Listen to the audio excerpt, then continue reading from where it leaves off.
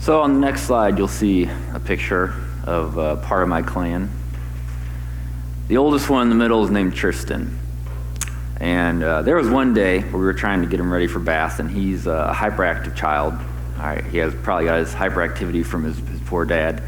And we were telling him to come over. It was bath time.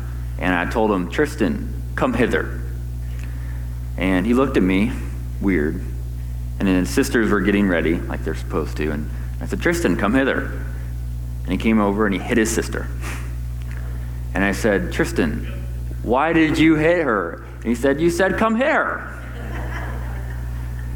And I said, buddy, when have I ever said that before? What made you think that was going to be a good idea right there? And he said, well, you told me to do it, so I did it. And I commended him for, listening to me, or he thought was listening to me. But we had to talk about, if it doesn't really make sense, it might not be what I'm saying to you. Right? And so there's a difference between our simplified understanding of do what dad says and a more rational understanding of I don't think that's what dad actually meant. And in the same way, when we think about simplified understandings, it's easy to say yes or no. But when we try to get into the more detailed contextual understanding, maybe dad didn't actually say hit her. Maybe he said something else that I just wasn't quite understanding. So the next slide, that's what we're really talking about today, is how do we understand what's right and what's good from a biblical understanding. But how do we apply that in context? And that's where it gets difficult. And we've talked about that a little bit before. We talked about that a little bit with Jonah. But we're really going to explore what does it mean in a situation to do what's right. So this is I won't go into the next slide here. I won't go into great detail, but this is basically how I separate it for my students. Is from left to right, we get from the most simplified to the most contextual. The most simplified is a model, right? How do we think about a context? The middle is kind of the blueprint, which is this is how it's supposed to work. And then the last one is the build out is how it actually works, right? And the difference there is kind of like when you get that IKEA shelf and you look at the blueprint and it says there's supposed to be 7 screws. And you look in your kit and you're like, there's only 6 screws.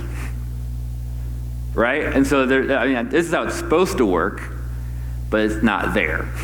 Right? And so that's where duct tape and ingenuity comes in. But that's the difference between how things are supposed to work and how we actually get it to work. Just this morning, the youngest baby there, Connor J, that you saw earlier, he has an affinity for everything. He's kind of a little baby kleptomaniac. And he misplaced my keys. So I was dramatically and frantically looking for my car keys. I eventually had to steal my wife's. But we still don't know where my keys are. And so my blueprint for this morning was get my keys, start my car, come here. And that obviously was not how it worked. My blueprint this morning was frantically destroy my house, leave it a mess, come here much later than I wanted to. But that's okay, because we made it. But there's a difference between how we expect things to work and how they actually work out, especially with kids, but I mean in life in general. So on the next slide, I just want to read this for you here. Dear friends, do not believe every spirit, but test the spirits to see whether they are from God, because many false prophets have gone out into the world. So just like my story about my son, right? If you think you hear me say hit your sister, think about that for a second. And think, do you think I would tell you to hit your sister? Because there are many things that seem right at first, or seem from plausible sources at first, that may not be all that correct. And you've heard me say this before. If you ever want unsolicited advice, have kids or start something, and you'll get all the unsolicited advice you could handle. So we were talking about, I had this little setup for 4 different gathers, but 2 things happened. One, I didn't make the connection that next Sunday is Palm Sunday, and so we're going to do something a little bit not this on Palm Sunday, probably more about Palm Sunday. And as I looked at judge and grow, judge being how do we discern, not how do we cast judgment, right? How do we discern whether something's good or bad? And when I looked at grow, it kind of intermingled there. So what we're actually going to do is we're going to touch on both of those. And I made up a new word for it on the next slide, discern, right? So we went from 4 to 3. In case anybody was following along and you're like, yes, 4. I'm looking forward to all 4. Sorry, just 3. All right, so what we're going to be doing, and I showed this back in the Jonah days. This is a 3D, D3, or whatever the organization's called, discipleship model. And like all model, there are limitations. Don't leave looking at all the ways this doesn't work for you. It's just a square that helps us understand how to move through discipleship. Because a lot of times, and this is what I work at even at the Finley level with the CGGC, is that we use discipleship, but we can't really define it. We like the idea of it, but we don't know what it means. And so all we're going to do is we're going to look at it through these 4 stages. And you don't have to read all those little fine print. All you have to know is that there's 4, right? And we'll go through all 4. And we're going to look at all 4 through the context of 4 discourses. And I don't know if you're familiar with Jesus' 5 discourses in Matthew. The last one is about Revelation and the end times, so we're not going to touch on that one. But the first 4 here are Jesus' 4 discourses. And they should sound familiar, right? The Sermon on the Mount. There's a lot of his teachings and parables. The Little Commission, right? Before the Great Commission, he has a Little Commission where he sends out his disciples to get ready. And we kind of read into that from Luke 10. Kingdom of Heaven, which is all the mustard seed. This is what the kingdom of heaven is like, getting his disciples and his people ready for that kingdom. And then the discourse of the church, which is basically preparing them for, hey, I'm leaving soon, so you might want to get your act together. So we're going to walk through those, through our 4 layers of discipleship.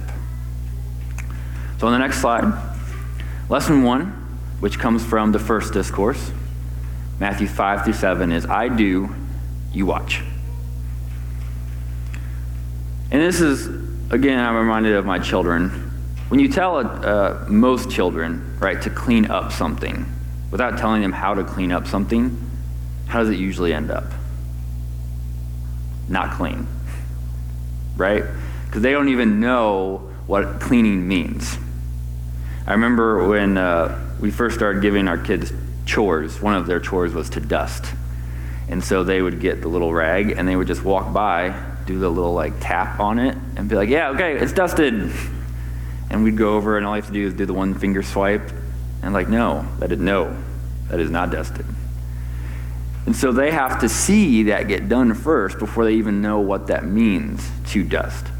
And it's true for most things and most people, right? I do stuff with analytics, right, in my professorship job. And I could say to you, run a logistical regression. And most of you would look at me like that and be like, I don't know what that means. And so it would not be very beneficial for me to tell you to do something if you don't know how to do that thing. And so the first thing that Jesus walked through for us is, I'll do this, I'll teach it. You just kind of watch.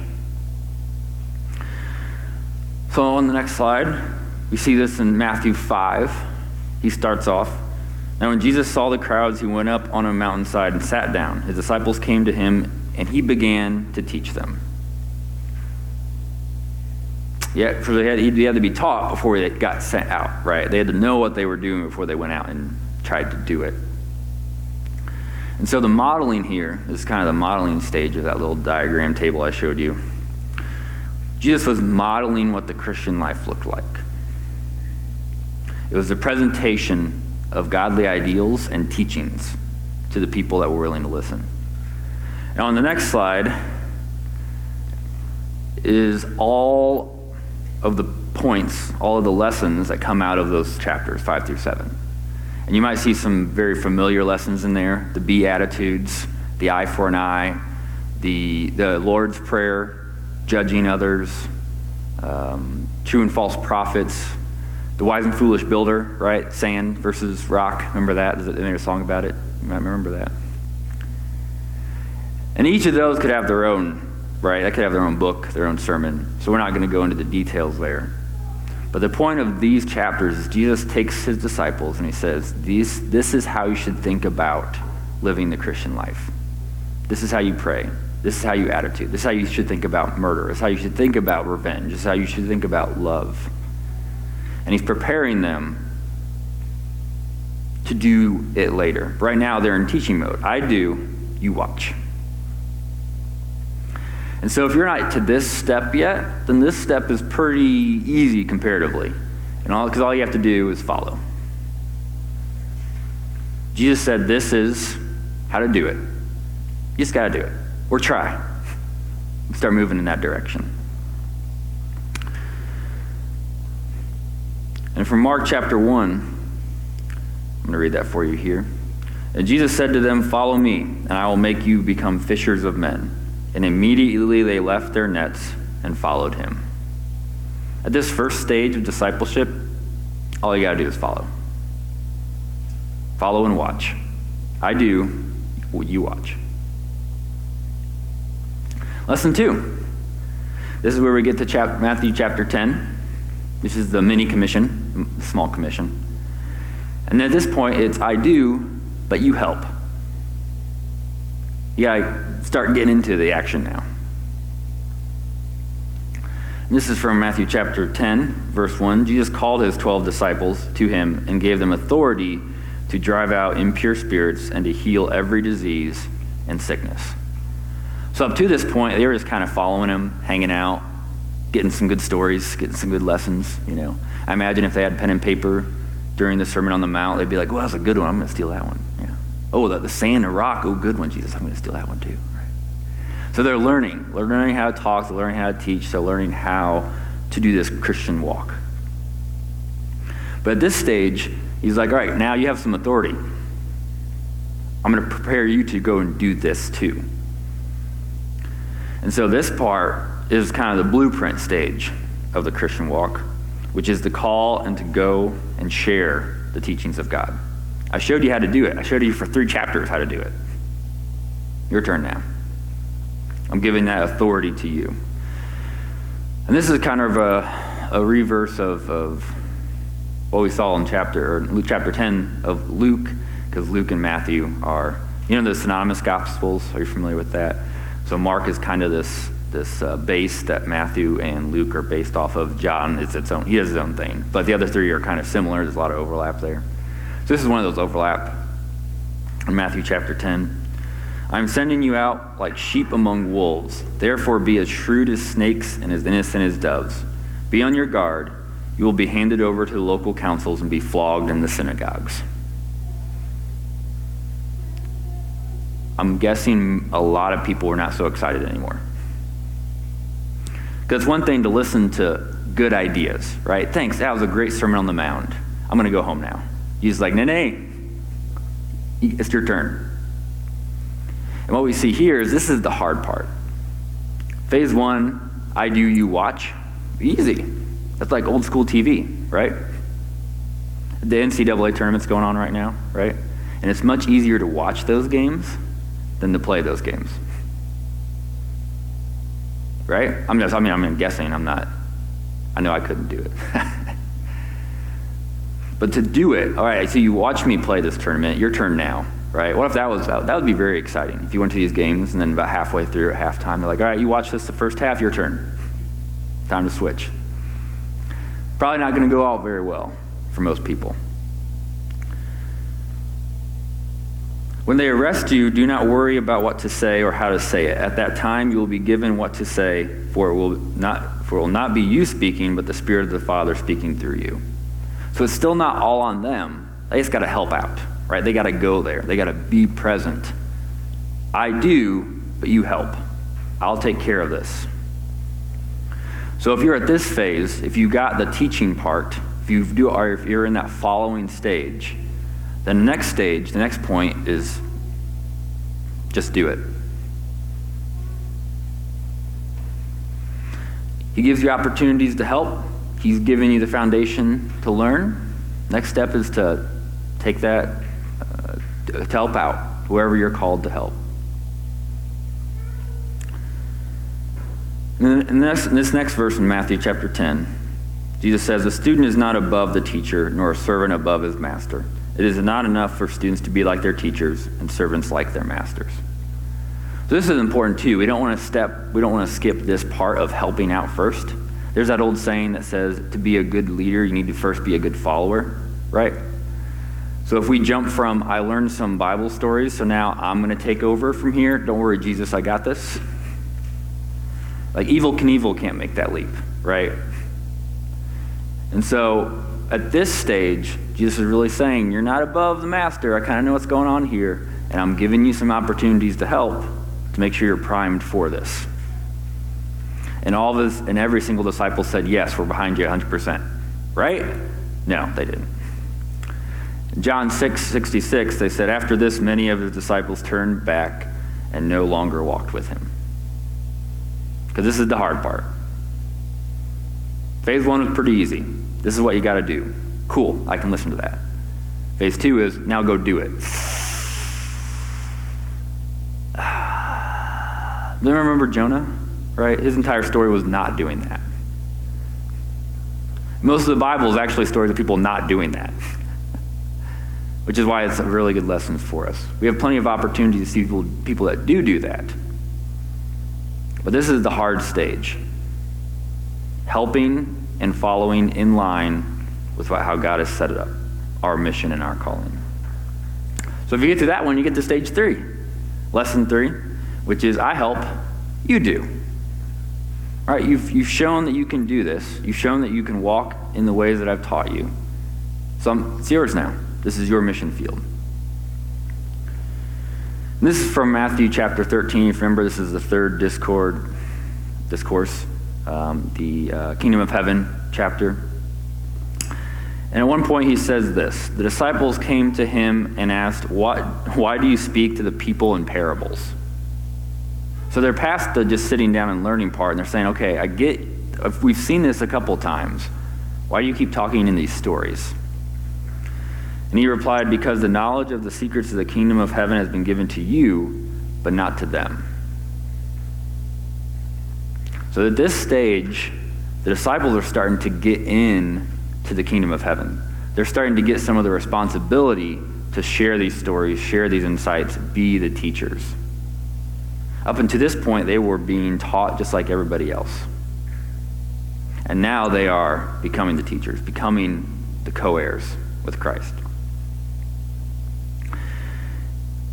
And in the next part it says, but blessed are your eyes because they see, and your ears because they hear. For truly I tell you, many prophets and righteous people long to see what you see, but did not see it, and to hear what you hear, but did not hear it.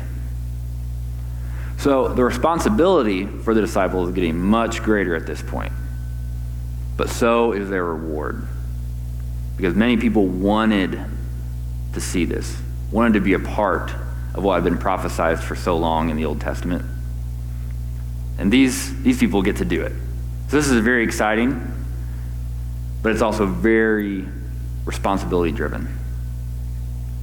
So there's one of the things that I work on with different leaders with the CGGC is this idea that if it's hard and it's difficult and it's confusing, then that's your job to dive into it so that it becomes less confusing for the people that you lead. Because it's just as confusing for everybody, but it's your job to make it less confusing for them. You have to be that trailblazer that goes through the woods first to say, okay, this is the path through, so that people can follow.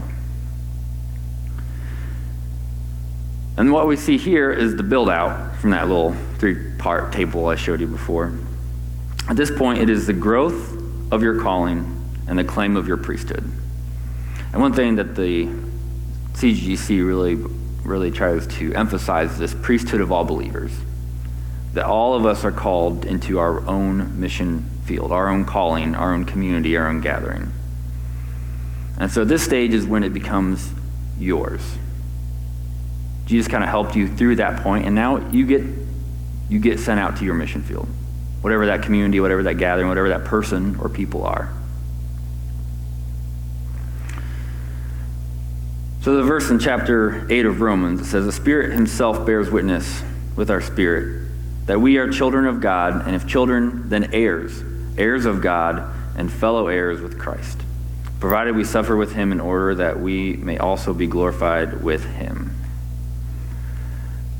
So we go from the stage where we sit down, we listen, we learn, and now in stage 3, in this third phase, we're becoming co-heirs.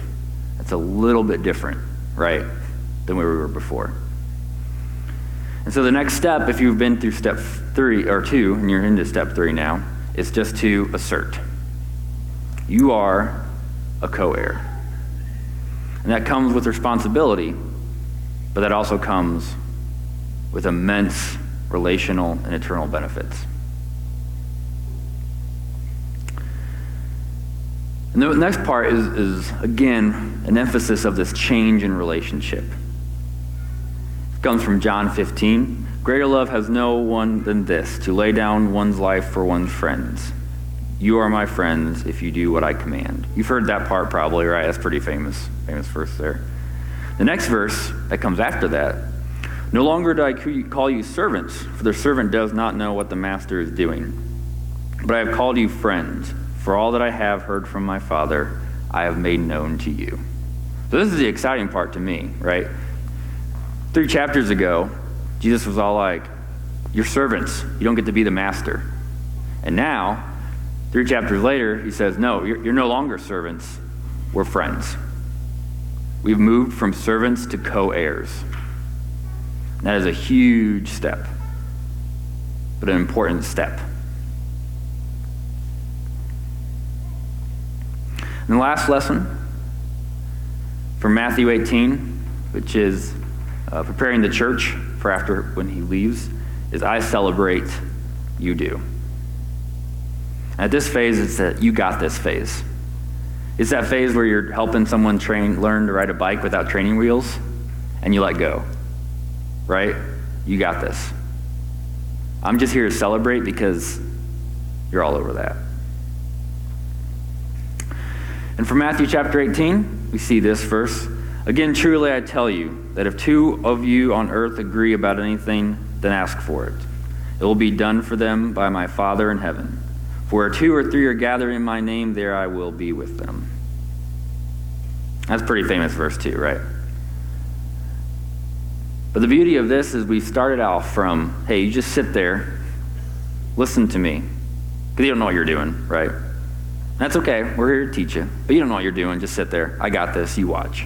2, when you 3 are gathered, I'm there. Because you're so in line with what I've taught you. I'm so in line with your mission and your vision because we've been through this discipleship journey together. You're no longer servants. I don't no longer just give you a list of stuff to do. We are co-heirs. We're friends. And as friends, we have the same mission. And so at this stage, what we're really looking at is the fulfillment of your creation, the fulfillment of your mission, your journey, your relationship with God. And you're living fully in relationship with God and his church. Does everyone remember the 2 commandments that Jesus says are most important? Most important. Love your neighbor, love God. If you're doing that, and you're in his will, then you are living that fulfillment. You're doing what you were taught to do. And Jesus and heaven celebrate that. Before that other verse, Matthew 18, it says, truly I tell you, whatever you bind on earth will be bound in heaven, and whatever you loose on earth will be loosed in heaven. So at this point, we've been taught, we've been developed, we've been set loose, and now we're building eternity. One of my favorite points that my old pastor used to make is that eternal life doesn't start when we die on earth. Eternal life starts now. Because what you're doing now affects that eternity. You are building your reward in heaven, or your lack thereof. Whatever you've bound here on earth, or loosed here on earth, will be reflected. Right? Because we already found out in phase 3 that we're co-heirs with Christ. We're part of that kingdom now.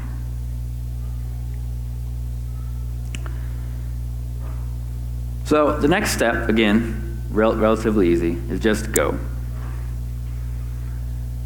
Go and do what you've been called to do. Whatever that mission field is, whatever that community is, whatever that good deed is, go and do it. Because you've been equipped, you've been loved, you've been developed, and now you're a friend.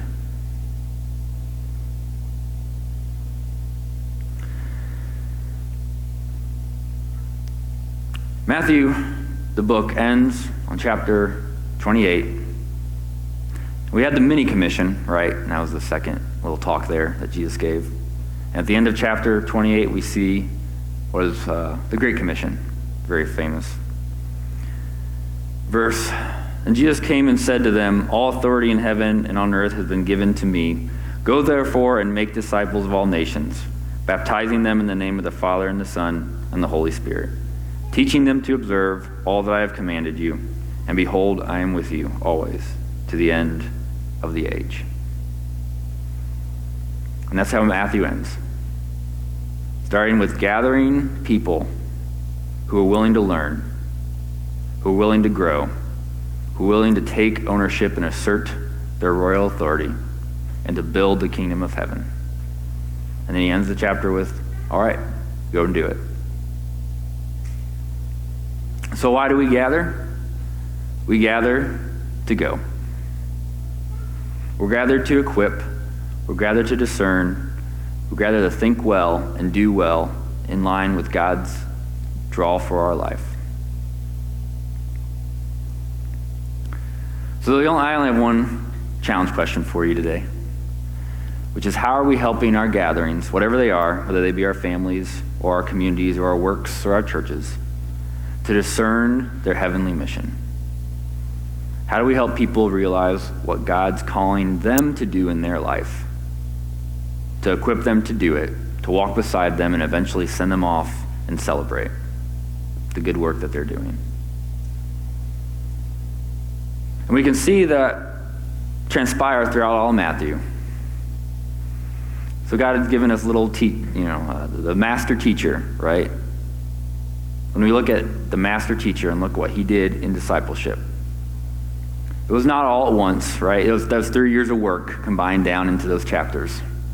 But that was 3 years of gathering the right people, equipping them, loving them, giving them authority, and then sending them off. So I go back to my poor son who was hitting his sister. And that could have easily been a scolding moment, right? You don't hit your sister. But what we did is we stepped back and we said, when do you think that Dad would say, hit your sister? Oh, probably never. Ah, good. Dad's probably, unless you both get into boxing for some reason, I'm probably never going to say hit your sister. And so that was at the teaching stage, right? He was learning the rules. He was learning how we operate. He was learning this is this. What about this? What about this? What about this? And kids are really good about that, right? They're really good at saying, hey, don't ride a vehicle. This is a vehicle-free park. Well, what about a bike? Okay. Well, an electrical vehicle-free park. What about a mechanized wheelchair? Okay. Hey, so you can see that they are really good at saying, well, this is the rule, but what about this? What about that? What about this? And so that is a learning stage. And if you have anyone in that learning stage, I would just encourage you to take that opportunity to refine the way that they understand. Because that's not a bad thing, even though it is frustrating at times. It's them trying to figure out, how do I make this thing called life work? And that is the foundation that we use to build up till they are fully discerning and asserting leaders in the church. So I think we have one more song today. But it's a beautiful journey.